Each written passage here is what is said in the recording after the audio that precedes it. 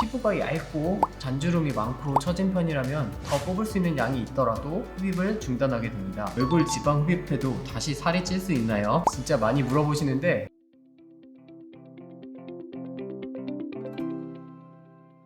안녕하세요. 성형외과 전문의 홍진명입니다. 원장님, 오늘은 얼굴 지방 흡입에 대해서 알아보려고 하는데요. 얼굴 지방 흡입은 어떤 분들이 하면 좋을까요? 체중에 비해서 얼굴에 살이 많으신 분, 먹으면 살이 볼에만 먼저 찌는 것 같아요. 이런 분들에게 특히 효과가 좋고요. 구체적으로 말하면 귀에 있는 이주와 입꼬리를 이은 가상의 선 아래쪽에 살이 많으신 분, 그리고 턱선이 살 때문에 잘 안 보이시는 분, 고개를 조금만 숙여도 이중턱이 부각되시는 분들이 하시면 좋습니다. 그럼 얼굴 지방 흡입 수술은 어떻게 진행되나요? 어떤 부위의 지방을 집중적으로 빼느냐에 따라서 절개선이 좀 달라질 수 있는데요. 볼살과 턱선의 경우에는 귀 아래쪽, 이중턱이 많이 심하신 분들의 경우에는 턱 밑에 3에서 3mm 정도의 절개를 가하게 됩니다. 대부분 수면 마취로 진행되는데 주무시는 동안 이 절개창을 통해서 추밀센트라고 불리우는 마취 혹은 지방 용해 용액을 지방 흡입을 시행할 부위에 주입하게 됩니다. 이후 피부가 너무 얇아지거나 처지지 않을 정도의 정말 적당량의 지방을 최선을 다해서 뽑습니다. 지방 흡입 영상을 찍는다고 하니까 질문이 엄청 쏟아졌거든요. 하나씩 해결을 부탁드릴게요. 질문 제가 직접 해결해 드리겠습니다.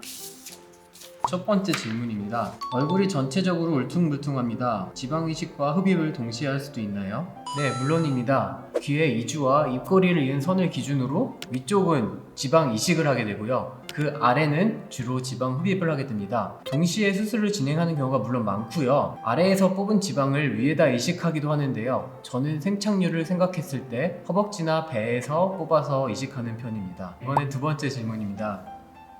지방 흡입으로 효과를 볼 수 있는 얼굴인지 자가 진단을 할 수 있는 방법이 있나요? 네, 자가 진단할 수 있는 방법이 여러 가지가 있긴 있습니다. 먼저 핀치 테스트라고 잡아보는 건데요. 실제로 얼굴 지흡 상담을 하다 보면 저도 핀치 테스트를 통해서 뽑을 지방이 얼마나 있는지, 피부가 얼마나 두꺼운지, 혹은 살같이 보였는데 사실은 뼈는 아는지 보고요. 침샘과 저작근을 확인하는 것이 아주 중요한데요. 귀밑샘의 경우에는 귓볼 주변부에 위치하게 되고요. 주로 자주 씻는 쪽 턱 쪽에 귀밑샘이 조금 더 큰 경향이 있습니다. 턱 밑샘의 경우에는 턱선을 그려놓고 턱선 아래쪽에 부족한지를 확인하면 됩니다. 헷갈리시는 분들의 경우에는 침을 삼켜보면 좀 움직이는 모양이 보이기 때문에 확인할 수 있습니다. 저작근의 경우에는 턱에 요 각 있는 부분인데 이 귀밑샘보다는 조금 더 앞과 밑쪽에 위치하게 됩니다.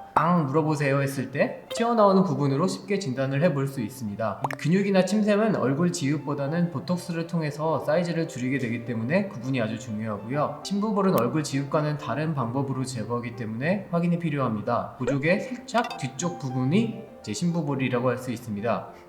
하고 입에 힘을 주었을 때 근육이 밀고 나와서 튀어나온 부분이 심부볼이라고 할 수 있습니다. 네, 아직도 질문이 많은데요. 또 다음 질문 살펴보겠습니다. 얼굴에 살이 너무 많아서 걱정입니다. 지방 흡입 후 처짐이 오진 않을까요? 지방 흡입을 할 때 흡입할 수 있는 양을 선정할 때 피부 처짐의 정도를 예측하는 것이 아주 중요합니다. 피부가 얇고 잔주름이 많고 처진 편이라면 더 뽑을 수 있는 양이 있더라도 흡입을 중단하게 됩니다. 피부 처짐이 걱정되실 경우에는 지방 흡입 후 울세라나 슈링크, 써마지와 같은 리프팅 레이저를 같이 하시는 것을 추천드리고요. 피부 처짐이 너무 심해서 지방 흡입을 하기는 좀 부담스러운 경우에는 차라리 인모드를 통한 지방 부피 감소와 리프팅을 같이 하시는 것을 더 추천하기도 합니다. 개인에 따라서 얼굴 탄력도를 보고 상담 후 결정하시는 것이 가장 정확합니다. 얼굴 지방 흡입해도 다시 살이 찔 수 있나요? 진짜 많이 물어보시는데 물론 지방 흡입을 하고 아주 잘 먹으신다면 당연히 다시 살이 찌긴 하는데요. 다이어트가 지방세포 자체의 부피를 줄여준다면 지방 흡입의 경우 지방세포의 숫자 자체를 줄여주기 때문에 지방 흡입을 한 부위는 아무리 살이 찌더라도 조금은 덜 찌게 되는 경우가 많습니다. 근데 문제는 지방 흡입을 한 부위는 좀 덜 찌는데 하지 않은 부위가 더 살쪄서 너무 급격한 체중 변화는 좀 삼가셔야 됩니다. 다음 질문입니다.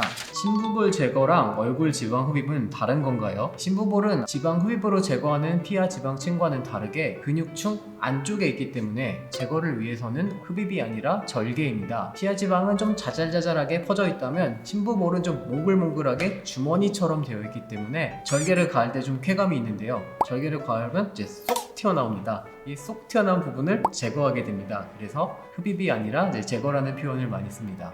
마지막 질문이네요. 인터넷을 너무 뒤졌나 봐요. 안면신경마비, 흉터, 그리고 바이오본드 모두 걱정됩니다.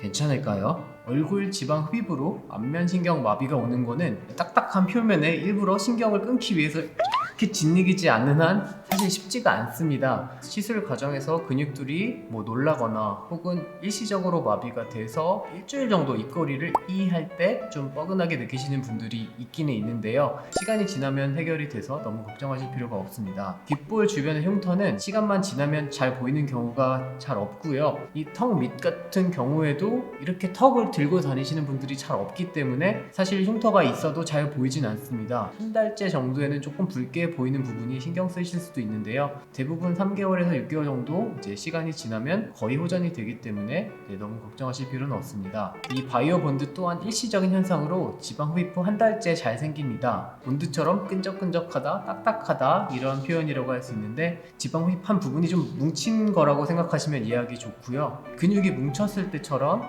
온찜질, 스트레칭 그리고 마사지를 잘 해주신다면 대부분 3에서 6개월 안에 호전되기 때문에 크게 걱정하실 필요는 없습니다. 질문이 다 해결되었습니다. 예뻐졌지만 딱히 어딜 고친 것 같지는 않은 그런 자연스러운 아름다움을 추구하시는 분들이 많잖아요. 그런 분들에게 있어서는 얼굴 지읍도 하나의 고려할 수 있는 옵션이라고 할 수 있을 것 같습니다.